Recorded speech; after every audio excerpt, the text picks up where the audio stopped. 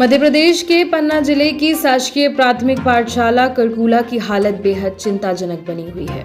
यह विद्यालय आज भी मूलभूत सुविधाओं से वंचित है। कक्षा 1 से लेकर 5 तक की पढ़ाई सिर्फ एक ही जर्जर कमरे में संचालित की जा रही है। क्या क्या समस्याएं हैं विद्यालय में? समस्याएं तो बहुत है, पर कुछ नहीं है समस्या। ये एक ही कमरे में आपका ऑफिस है और एक ही कमरे में 5वीं क्लास तक की क्लासें चल रही हैं। जब शासन बिल्डिंग नहीं देंगी तो हम क्या करेंगे? जितनी बिल्डिंग है उतने में काम चलेगा। एक बाजू में बिल्डिंग बनी हुई वो चू रही है। और मध्याह्न भोजन कहाँ पर बन रहा है? उसी कमरे में।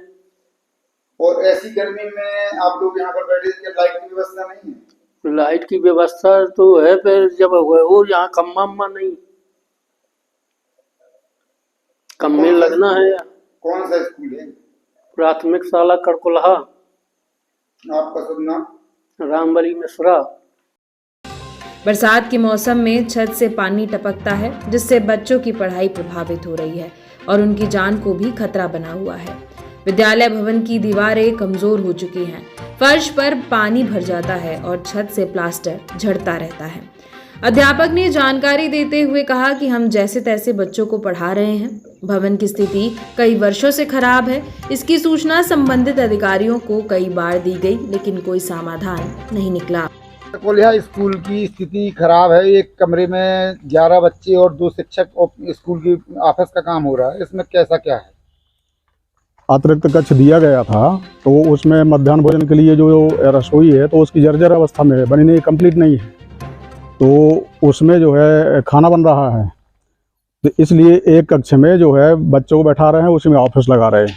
तो ये पूरी बिल्डिंग चू रही है, तो इसके लिए आपने कोई लिखा पड़ी? हाँ, इसके लिए कई बार विद्यालय को जो है दूसरी जगह सेट किया गया है और वरिष्ठ कार्यालय को सूचित किया गया है। तो जहाँ पर अभी मध्याह्न भोजन बन रहा है वहाँ की छत से पूरे में पानी टपक रहा है, और यदि कल के दिन कोई घटना होती है तो इसके लिए आपने वरिष्ठ से कई बार लिख करके और उसमें निरीक्षण में भी लिखाया जाता है कि जहाँ जर्जर है वहाँ पर बच्चों को न बैठाया जाए, मतलब अच्छी जगह पर बैठा करके अध्ययन करवाया जाए। सर, वहाँ पर लाइट और पानी की भी व्यवस्था नहीं है? वहाँ पर व्यवस्था की गई थी पहले पर, तो जब वो नल जल योजना वाले बना करके चले गए, इनने पावती दे दिया है, तो अब इसके बाद खराब हो गई है। तो अपने जो राशि आती है उससे अब थोड़ी बहुत मेंटेनेंस करा करके व्यवस्था कर सकते हैं। तो क्योंकि वहाँ पर छात्रों को पीने के लिए पानी और बंद कमरे में है, तो इसके लिए हैंड पंप लगा हुआ है, उसको जो है अपने मद से जो जैसा भी हो उसको लेकर के बनवा लिया जाए, तो चालू होने की संभावना है उसमें। आपका शुभ नाम? नंदकिशोर तिवारी, CSE ब्रजपुर। गांव के लोगों और अभिभावकों में इसको लेकर गहरा आक्रोश है।